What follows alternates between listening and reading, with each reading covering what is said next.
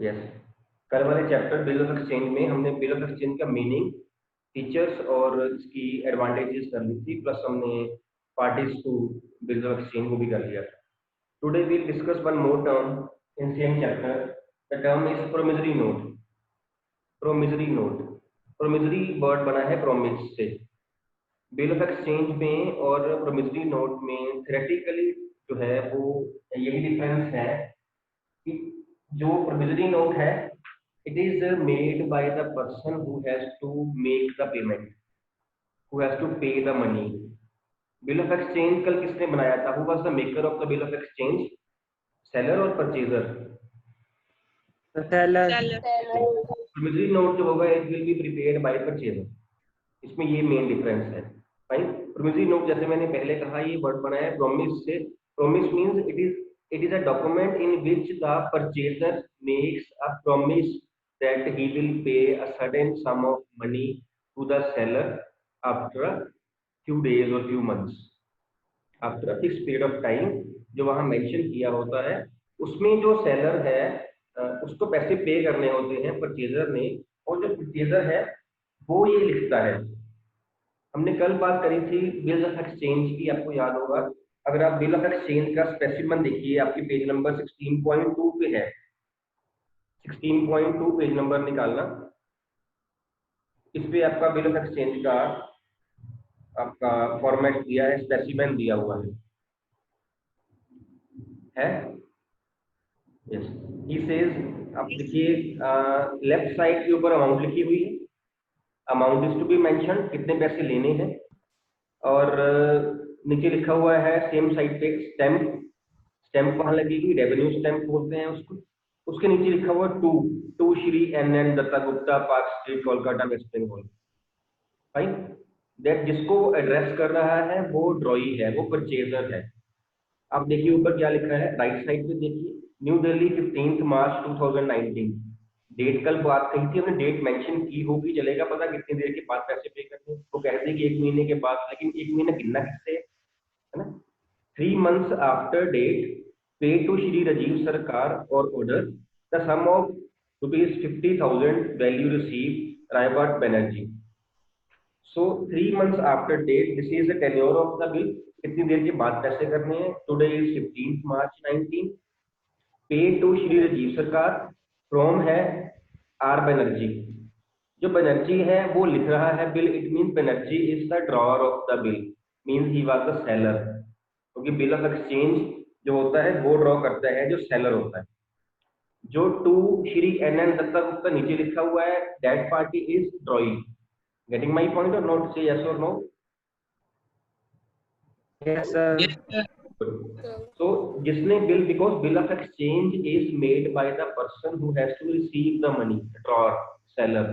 तो जो लिख रहा है, ये साइन कर रहा है Robert Banerjee, he is drawer. To जिसको वो एड्रेस कर रहा है, टू श्री NN दत्ता गुप्ता वेस्ट बंगाल, ये उसका ड्रॉइंग। और 3 months after date pay to Shri Rajiv Sarkar. Third party का नाम लिया गया, मीन्स के वो उसके, अब राजीव सरकार जो है वो रॉबर्ट बनर्जी के बिहाफ पे पैसे कलेक्ट कर रहा है। इन दिस केस राजीव सरकार इज पेई। ये हो रहा है पॉइंट, बिकॉज पेई इज द पर्सन जो ड्रॉअर के बिहाफ पे पैसे कलेक्ट कर रहा है। उसने वहां ऑर्डर कर दिया, रॉबर्ट बनर्जी ने दत्ता गुप्ता को बोल दिया कि 3 महीने के बाद राजीव सरकार को पैसे पे कर दीजिए। Rajiv Sarkar will collect the money from Datta Gupta on behalf of Robert Banerjee. The maker is Robert Banerjee, drawer. The accepter is NN Datta Gupta West Bengal, drawee. And the mediocre person जो उसके बिहाफ पैसे कलेक्ट करेगा, राजीव सरकार, इज द पे। भाई हमने जो कल बातें करी थी, प्रॉपरली स्टैम्प होना चाहिए, प्रॉपरली डेट उसकी लिखी होनी चाहिए, अमाउंट लिखी होनी चाहिए, अमाउंट रुपीज में भी होनी चाहिए, अमाउंट वर्ड्स में भी होनी चाहिए, अदरवाइज फ्रॉड के चांसेस जो है वो बढ़ जाते हैं। अमाउंट रुपीज में भी लिखा हुआ हो और फिगर्स में, न्यूमरल में भी लिखा हुआ हो।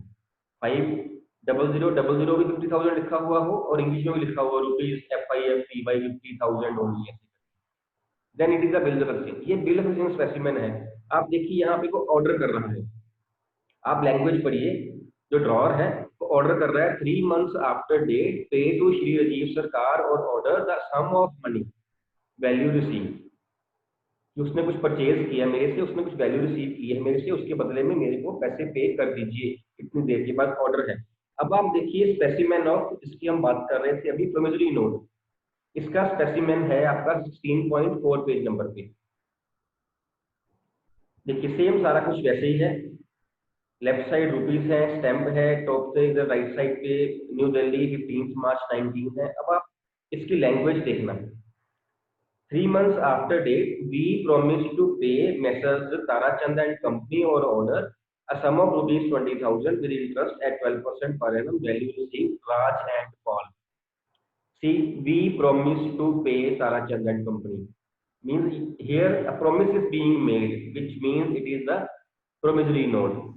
And promissory note promise, who will promise to make the money, who has to pay the money. तो जो राज एंड पॉल नीचे लिखा हुआ है, Raj and Paul is drawee, party का नाम जो दिया हुआ है ये ड्रॉई है, because promissory note is made by a person who is drawing and he says to pay Messrs. Tarachand and Company। तो ताराचंद एंड कंपनी जो है वो ड्रॉर बन जाएगा, मींस वो सेलर है, एक्चुअली ड्रॉर नहीं कह सकते, सेलर है ना, जिसने पैसे लेने हैं उसको एड्रेस किया जा रहा है, जो लिखा है लिख रहा है, जो बना रहा है लेकर जो है वो ड्रॉई है, वो परचेजर है। बिल ऑफ एक्सचेंज में क्या था, जिसने पैसे लेने होते थे वो लिखता होता था, bill he was the maker, जिसने देने होते थे वो एक्सेप्ट कर रहा होता था। बात समझ आ रही है मेरी जो मैं कह रहा हूँ? से यस और नो, चल रहा है पता? Fine. Yes, sir. Difference clear Yes, हुआ? sir. प्रॉमिसरी नोट और बिल ऑफ एक्सचेंज में थ्योरेटिकली डिफरेंस है। जब हम न्यूमेरिकल्स करेंगे ना, सब में चाहे आपको प्रॉमिसरी नोट लिखा हुआ हो, चाहे आपको बिल ऑफ एक्सचेंज लिखा हुआ हो, हम जो एंट्रीज करेंगे एंट्रीज विल रिमेन सेम। इसका डिफरेंस सिर्फ थ्योरेटिकल पोर्शन तक है। डन? ठीक, इसी बेस पे आपने इसका डिफरेंस पढ़ना है दोनों का, बिल ऑफ एक्सचेंज का और प्रोमिसरी नोट का। सेम पेज पे दिया हुआ है आपको 16.4 पेज नंबर पे। ठीक है, ये आपका आज का होमवर्क है जो आपने आज पढ़ के आना है। अभी हम इंपॉर्टेंट टर्म्स करेंगे, important terms related to bill of exchange. इसमें फर्स्ट पर्सन जो है, फर्स्ट जो पॉइंट लिखा हुआ है, drawer. Who is a drawer? Who is a drawer? The seller. Note every time seller written. Drawer is a person who draws the bill, who writes the bill, who makes the bill। ये अभी हाथ खड़ा किया था किसी ने, किसने किया था हाथ खड़ा? बेटा हैंड रेज दोबारा करना, किसने हाथ खड़ा किया था? Yes Mitali. Who is drawer? Draw Drawer is the person who draws the bill, and he is also known as the seller of the goods. Drawer is a person who draws the bill, that's all। Mitali don't say he is seller of the goods, because drawer वो है जो draw, maker जो है वो drawer है, हम ये कह सकते हैं maker of the bill is drawer of the bill. But in से इन सी इन प्रोमिसरी नोट, प्रोमिसरी नोट में मेकर कौन है? परचेजर है। नहीं, बिल ऑफ एक्सचेंज में मेकर कौन था? सेलर था। प्रोमिसरी नोट में जो मेकर है, जो ड्रॉ कर रहा है, जो लिख रहा है बिल, वो सेलर नहीं है, वो परचेजर है। Because in that case promissory note a promise is being made. मेरी बात समझ आ रही है मिताली? Yes, sir. हाँ केतन, आपको? Yes, sir. यस, आपने ये नहीं कहना है कि drawer is a person who is a seller, हर बार जरूरी नहीं है ना। ये स्टेटमेंट आपकी जो है ये करेक्ट है in case of bill of exchange, but when we say promissory note तो इस केस में ये गलत हो जाएगी, because here seller is not the drawer, here purchaser is the drawer, because वो लिख रहा है कि I promise to pay this much amount of money to this person. Fine, every time seller will not be the drawer, हम ये कहेंगे drawer is a person who rights the bill, who makes the bill. तो अपने आप वो statement दोनों cases में जो है वो क्लियर हो जाएगी। ठीक, and second is ड्रॉई। ड्रॉई is a person who accepts the bill. Yes Kanika. Drawer is the person who writes the promissory note or on whom the bill of exchange is made. Yes, who has to pay the money means who accepts the bill, he is a drawee। And third is pay। pay pay who is pay, ये हमने कल भी किया था। who is pay? Kanav? The person who gives the payment of the bill of exchange. Who gives the payment is acceptor बेटा, उसको acceptor नहीं हो गया, परचेजर नहीं हो गया वो तो, पेई Who accepts the payment? accepts the payment।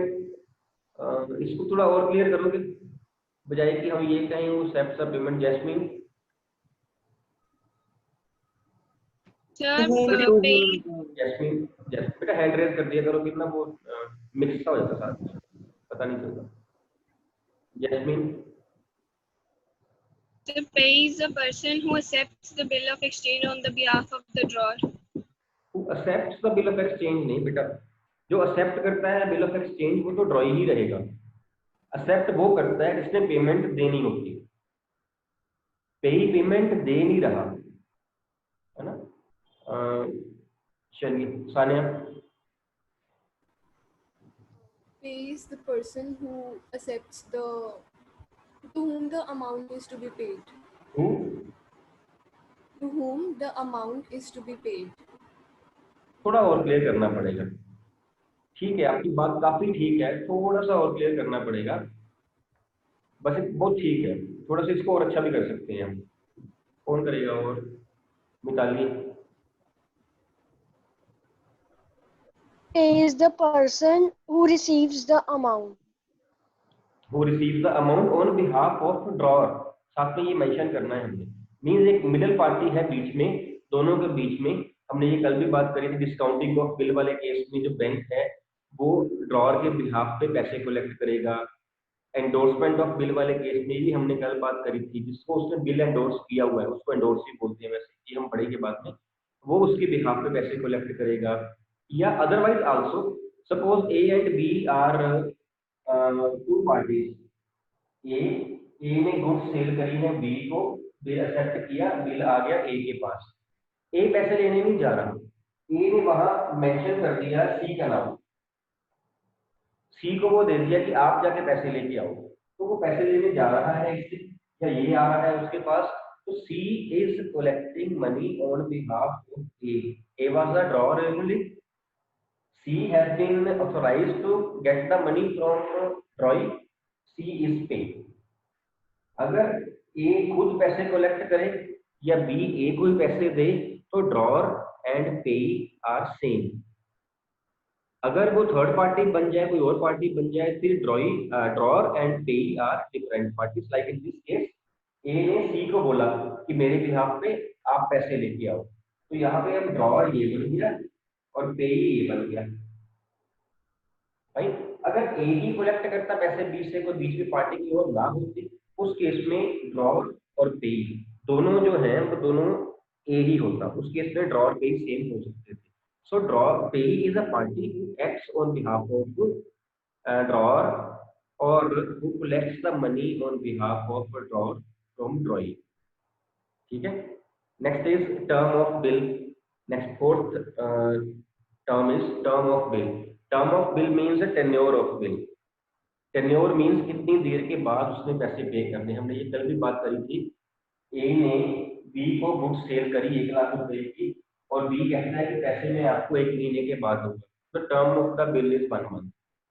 After which period the payment is to be made by the drawee to the drawer। ठीक है, 2 महीने की बात करता है तो 2 महीने, 3 महीने की बात करता है तो 3 महीने, जितना भी टाइम पीरियड है बिल का वो। Next is due date. Due date means the date of purchase plus term of the bill. Due date is the date of purchase plus term of bill. Suppose the goods have been sold on 15th of January 2020 and tenure of the bill is suppose 1 month, so the due date will be 15th of February 2020। is it clear? ठीक है, ये अगर यही bill का time होता, tenure होता 2 months का, तो फिर ये 15th of मार्च हो जाती। मीन्स बिल के ड्रॉ करने की डेट में जो हम टर्म ऑफ बिल है अगर वो ऐड कर दें, जो वो डेट निकलती है, that date is due date. Am I clear? मेरे को पहले यहाँ तक बताइए, इफ आई एम क्लियर मैंने इसमें ऐड करना एक पॉइंट और। Yes, sir. ठीक है, फाइन। अब इसमें क्या है, 15th ऑफ जन उसने कहा 1 मंथ है पीरियड, 1 मंथ हमने सीधा 1 महीना ऐड किया और कर दिया इसमें। अगर वो कहे कि 15th of Jan goods have been sold और बिल हैज बीन ड्रॉन, और बिल हैज बीन ड्रॉन और 30 days now number of days हो गए। 30 days doesn't mean 1 month. When term of the bill is given in days, then days will be calculated, then in that case days will be calculated। तो हम 15th of जन से आगे 30 days गिनेंगे। 15th of जन से जन के बचते हैं 16 डेज, 16 डेज ये हो गए, और 30 पूरा करने के लिए 14 डेज स्टेप के करेंगे, तो 30 दिन हमारे होंगे। It means the due date will be 14th of Feb. Is it clear? अगर आपको नंबर ऑफ मंथ्स दिए गए हों टर्म में तो आपने मंथ्स ऐड करने हैं, अगर आपको दिए गए हों नंबर ऑफ डेज तो आपने डेज कैलकुलेट करने हैं। ठीक है, तो डे का डिफरेंस आ जाएगा वहां पे। एक महीना मतलब 15th ऑफ फेब बन जाएगी सीधी, 30 डेज 15th ऑफ फेब नहीं बनेंगे, बिकॉज जन के महीने में 31 डेज होने हैं। When you will calculate the number of days तो 14th ऑफ फेब बनेगी आपकी ड्यू डेट। यहाँ तक क्लियर? यहाँ तक कोई डाउट है तो पूछ लीजिए बेटा, यस और no? Yes, sir. Only 1 yes, only 1 yes. बाकियों को क्लियर है कि नहीं क्लियर है?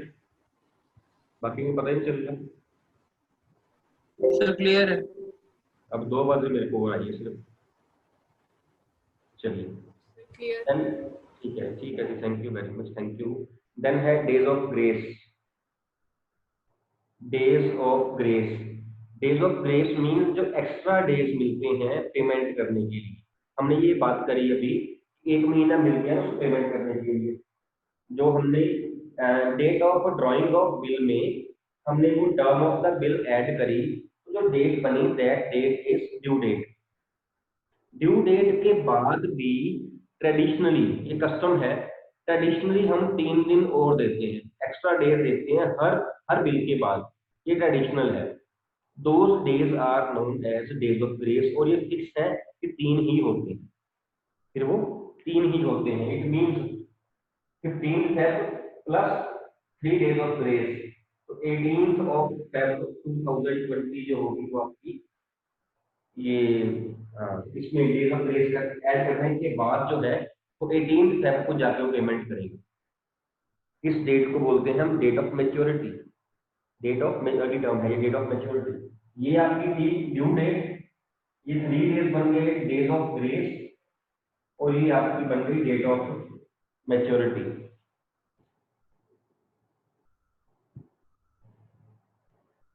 डन? ठीक है ये बात। सो डेज ऑफ ग्रेस जो है कस्टमरी है, ट्रेडिशनल है कि हर बिल के बाद, चाहे वो बिल 1 महीने का हो, चाहे वो बिल 3 महीने का हो, 4 महीने का हो, 3 दिन जो है एक्स्ट्रा डेज मिलने हैं to make the payment by the drawee to the drawer. Fine. Next is date of maturity होगी बीच में, कि तीनों हो गई हैं, डेट ड्यू डेट भी हो गई है, डेज ऑफ ग्रेस भी हो गए हैं, और नेक्स्ट टर्म जो है आपकी term number 7 date of maturity ये भी हो गई। फाइन। नेक्स्ट पेज पे है 16.6 पे बिल एट साइट और on demand. Bill at sight और on demand, this is the kind of bill which is paid immediately. जैसे ही बिल प्रेजेंट हुआ वैसे ही पे करना पड़ेगा। इस केस में डेज ऑफ ग्रेस जो है वो नहीं ऐड किए जाते, इसमें टाइम नहीं मिलता है। मीन्स जैसे ही आपने बिल प्रेजेंट किया वैसे ही आपको जो पेमेंट है वो करनी पड़ती है। ठीक है, इसमें डेज ऑफ ग्रेस नहीं ऐड किए जाएंगे। अगर वो लिखा होगा, वहां सम करेंगे ना, जब लिखा होगा बिल एट साइट है या बिल ऑन डिमांड है, तो उस केस में ये नहीं किया जाएगा। यस का नाम सर जैसे हमें किसी सब में जैसे टाइम पीरियड दिया ही ना हो कि इतने टाइम के बाद बिल मैच्योर हो जाएगा, नहीं उसमें हम क्या दिया होगा। अगर आप बिजनेस कर रहे हो, अगर आप सेलर हो सपोज, तो आप बताओगे नहीं परचेजर को कि पेमेंट कितनी देर के बाद करेंगे? बताओगे या नहीं बताओगे? आप बताओगे? सर बताएं। उसने बताया होगा आपको। ऐसे कैसा सकता, गुड्स ले गया, वो सामान हमसे ले गया 2,000-5,000 रुपए का, हमने पूछा ही नहीं पैसे कब करेगा। ठीक है ना? Okay sir. बताया होगा बेटा। नेक्स्ट है point number 9, discounting of a bill. Discounting of a bill मेरे को कौन बताएगा? मैंने ये 2 बार करवा दिया आपको। वन चाइल्ड, ये आज भी हुआ है पॉइंट, ये कल भी हुआ था, अदरवाइज ये आपका पॉइंट जो है ये कैश बुक हो चुका है पहले, बीआरएस में भी आया ये पॉइंट। 2 3 very good.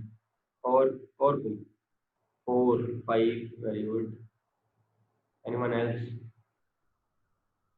इन बच्चों को तो मेरे को पता है कि पता ही था, इन बच्चों को पता है, ये तो मेरे को पता ही था। मैं तो किसी और को देख रहा हूँ, कोई और भी हो साथ में। तो पुराने बच्चे वही हाथ खड़ा करते हैं, 8-10 बच्चे होते हैं, 10-12 बच्चे वही हाथ खड़ा करते हैं। यस हिना? सर जब बिल ऑफ एक्सचेंज हम बैंक के पास ले जाते हैं, अगर हमें अर्जेंट नीड ऑफ मनी हो तो बैंक अपने चार्जेस कट करके हमें मनी देता है। यस। तो जिसके नेम पे बिल ऑफ एक्सचेंज बना था, फिर बैंक उससे भी मनी जो होती है वो कलेक्ट करता है, उसको कहते हैं। इसमें बैंक का फायदा क्या होता है ना? सर उसको जो चार्जेस मिले हैं कट करके वो भी होते हैं, और उसको फुल अमाउंट भी मिलती है जो जिससे हमने कलेक्ट करना होता है। जब बैंक देता है पेमेंट तो कम देता है, चार्जेस काट के देता है, जब रिसीव करता है तो वो पूरी अमाउंट रिसीव करता है। ड्रॉइंग को परचेजर का फायदा क्या होता है ना इसमें? परचेजर को उसका बेनिफिट क्या है? चलो सेलर को क्या बेनिफिट है? तो सेलर को जिस भी टाइम मनी चाहिए होती है उसको उस टाइम मिल सकती है। Very good. पर परचेजर किस लिए, परचेजर का फायदा क्या होगा? मैं क्वेश्चन ही चेंज करूंगा तो क्लियर हो जाएगा। परचेजर का बेनिफिट क्या है? हाँ जी। टाइम मिल जाता है उसको। टाइम मिल जाता है, मेरे उधार पे सामान मिल जाता है, क्रेडिट पे गुड्स मिल जाती है, उसको टाइम मिल जाता है, पेमेंट का, तीनों पार्टी से काम चल जाता है। ड्रॉअर को पैसे पहले मिल जाते हैं, ड्रॉई को मीन सेलर को पैसे पहले मिल जाते हैं, ड्रॉई परचेजर को जो है वो सामान उधार में मिल जाता है, बैंक को इनकम हो जाती है, बैंक अपने डिस्काउंटिंग चार्जेस काट के उसको जो है वो पे करता है कम पैसे, जब लेता है तो पूरे लेता है, बैंक की इनकम हो जाती है। फाइन। डिस्काउंटिंग ऑफ बिल, हम अगर ये कहें, अगर इसको वन मार्क में मैंने एक्सप्लेन करना हो, ना आपने बड़ा अच्छा एक्सप्लेन किया बेटा, लेकिन अगर वो 1 मार्क में आए ना तो वो ज्यादा हो जाएगा, इतना वहां रिक्वायर्ड नहीं होगा, है ना? 3 मार्क्स में आए, 4 मार्क्स में आए, बहुत अच्छा था, बिल्कुल 4 के 4 मार्क्स मिलेंगे आप, 3 के 3 मिलेंगे। 1 मार्क में अगर लिखना हो तो कौन बताएगा मेरे को? एक लाइन में इसका आंसर, एक लाइन चाहिए मेरे को 1 मार्क में question. 1 2 Ketan? So when the bill is presented in the bank, when the seller needs the urgent money and the purchaser needs few days to pay the bill. Yes, ठीक, good. और छोटा कौन करेगा ना? इसको और स्मॉल करना जरा। Sir, when the drawer has the urgent need of money, he gives the bill to bank, and after cutting bank charges, bank gives him money, and it's bank's responsibility to collect money from the drawer.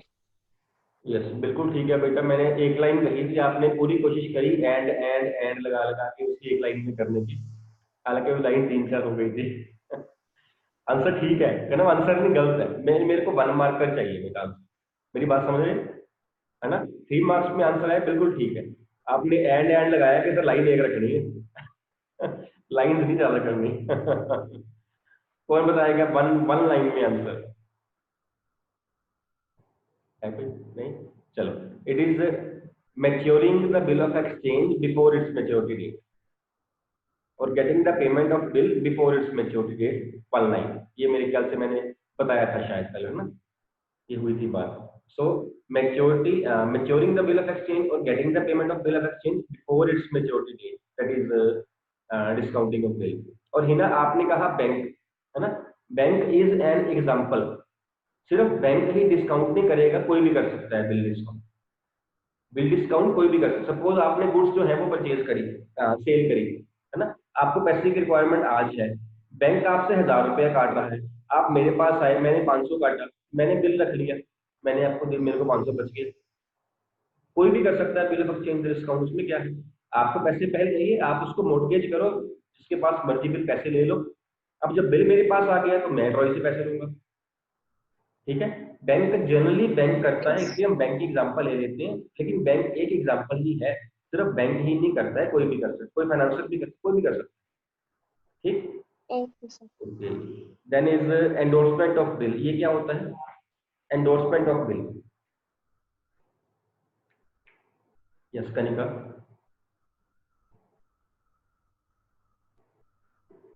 Kanika, Kanika Goyal, अपने आप को unmute करके बोलना बेटा। चलिए Jasmine. So to transfer the bill of exchange from one person to another. Endorsement of, ठीक है, endorsement of bill भी ट्रांसफर ऑफ बिल, ये भी पॉइंट में पहले किया हुआ है। एक Endorsement of bill means to बिल्कुल ठीक है जी, बिल्कुल ठीक है। ए ने बी को गुड्स सेल करी, बिल ड्रॉ किया, बी ने बिल एक्सेप्ट किया, return it to A, bill drawer के पास आएगा, तभी उसका फायदा है। ए ने आगे एक पार्टी थी सी, उससे गुड्स परचेज की हुई थी, है ना, इन सी ने एक गुड्स सेल की हुई, तो ए ने वही बिल, सेम बिल बी वाला सी को एंडोर्स कर दिया और खुद बीच में से निकल गया। ए ऐसी पार्टी था जो जिसने बी से पैसे लेने थे और सी को देने थे। अब बिल आ गया सी के पास, तो बी है ऑन द ड्यू डेट वो पैसे सी को देगा, ए बीच में से निकल जाएगा, ना ही वो बी से पैसे लेगा और ना ही वो सी को पैसे देगा, ठीक है। This process is known as endorsement of bill. Then is bill sent for collection, means when we send the bill to bank for collection. ये पॉइंट हमने बड़ी बारी किया बीआरएस में।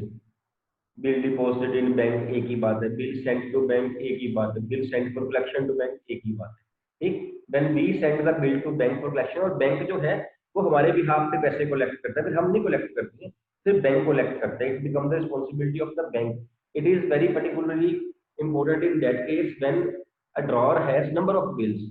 अगर मेरे पास एक बिल हो, दो बिल हो, तो सारे बिल्स की ड्यू डेट मैं याद रखूंगा, लेकिन अगर मेरे पास ज्यादा बिल है तो मेरे लिए हेडेक बन जाएगी कि मैं याद रखूं, मैं बैंक को रिस्पॉन्सिबिलिटी दे दूंगा, जैसे ही बिल मेरे पास आते रहेंगे मैं बैंक को सबमिट करता रहूंगा, बैंक मेरे बिहाफ पे पैसे जो है वो कलेक्ट करता रहेगा twice, fine. Next is dishonour of bill. Dishonour of bill means when the drawee is unable to make the payment on the due date और date of maturity, drawee doesn't make the payment, है ना, that is dishonour of bill. And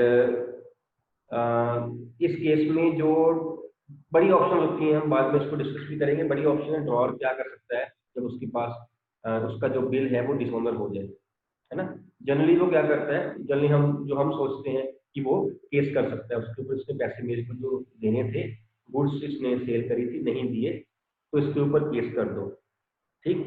case करने के लिए जो हमें bill note करवाना कहते हैं, उसको हम बिल को नोट करवाते हैं। नोट करवाना मतलब उसकी स्टैंप ड्यूटी वगैरह उसकी जो है उसकी बात कर रहा हूँ मैं, कोर्ट में जाना, है ना, उसको बिल को नोटरी पब्लिक। नोटरी पब्लिक क्या होती है, सुना है वर्ड कभी? नोटरी पब्लिक,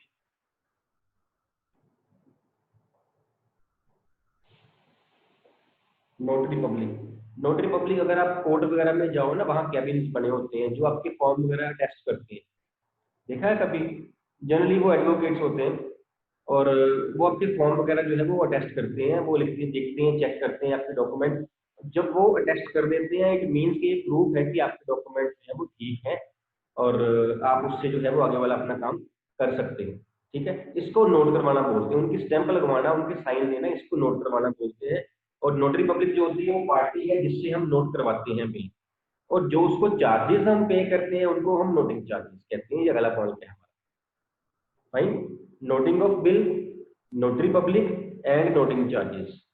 नोटरी पब्लिक उनसे फॉर्म को अटेस्ट करवाना, उनके साइन लेना, उनकी स्टैंप लगवाना, that is noting of the bill. जिस पार्टी से करवाते हैं वो नोटरी पब्लिक, और जो उसको हम चार्जेस पे करते हैं, अपने पैसे भी लेगा ना, साइन करने के, स्टैंप लगाने के जो पैसे लेता है उसको हम बोलते हैं नोटिंग चार्जेस, ये एक्सपेंस बन जाता है। ठीक, then is retirement of bill. Retirement of bill मतलब बिल को पहले पैसे पे कर देना या बिल के पैसे पे कर देना, एक ही बात है, बिल के पैसे पे करना, है ना। रिटायरमेंट ऑफ बिल का वैसे जो न्यूमेरिकली आएगा पॉइंट आपको आगे आएगा, that is retirement of bill means maturity date से पहले पैसे पे कर देना। उसने कहा था कि मैं, ड्रॉई ने कहा कि मैं आपको 3 महीने के बाद पैसे दूंगा, सपोज ड्रॉई के पास 2 महीने के बाद आ गए, उससे पहले पे कर दिए, 2 महीने के बाद उसने पैसे पे कर दिए, तो वो जो है that is retirement of bill. Fine. Next is renewal of bill. Otherwise retirement of bill, renewal of bill जो है ये आपके सिलेबस में इस साल नहीं है। रिटायरमेंट ऑफ बिल और रिन्यूअल ऑफ बिल सिलेबस में नहीं है, हम उसके न्यूमेरिकल्स नहीं करेंगे लेकिन हम थेरेटिकली कर रहे हैं इसको। ठीक, रिन्यूअल ऑफ बिल नेक्स्ट चल रहा है, पता, रीन्यू, नया बिल ड्रॉ करना, बिल नया ड्रॉ करना, पुराना बिल जो कैंसिल कर देना। ड्रॉई कहते हैं कि मेरे पास पैसे नहीं है, उसने पहले कहा था कि मैं 1 महीने के बाद आपको पैसे दे दूंगा, अब वो 1 महीना होने वाला है तो वो कहता है मेरे पास पैसे नहीं है, आप ना मेरा बिल कैंसिल कर दीजिए, मेरे ऊपर एक और नया बिल ड्रॉ कर दीजिए। That process is known as renewal of bill. Renew करना, बिल को दोबारा बना देना। और नेक्स्ट है accommodation of bill. Accommodation bill, accommodation bill होता है जो बिल्स है ना वो 2 तरह के होते हैं, एक होता है ट्रेड बिल और एक होता है accommodation bill. Trade bill and accommodation bill. Trade bill वो जिसकी अभी तक हम बात कर रहे थे, when goods are sold, goods are purchased and bill is drawn. Accommodation bill is that bill where goods are not purchased or sold. These types of bills are drawn to help the other party. एक दूसरे की help करने के लिए भी हम बिना goods sale या परचेज किए हम बिल ड्रॉ कर सकते हैं। इसका भी थ्योरी पार्ट ही है आपके सिलेबस में, इसका भी न्यूमेरिकल पार्ट नहीं है। Accommodation bills are those bills which are drawn and accepted for the help of the parties. चाहे ड्रॉअर की हेल्प हो, चाहे वो ड्रॉइंग की हेल्प हो, चाहे वो दोनों की आपस में हेल्प हो, that for that purpose accommodation bill is drawn. Fine, these are the terms of the bill of exchange chapter.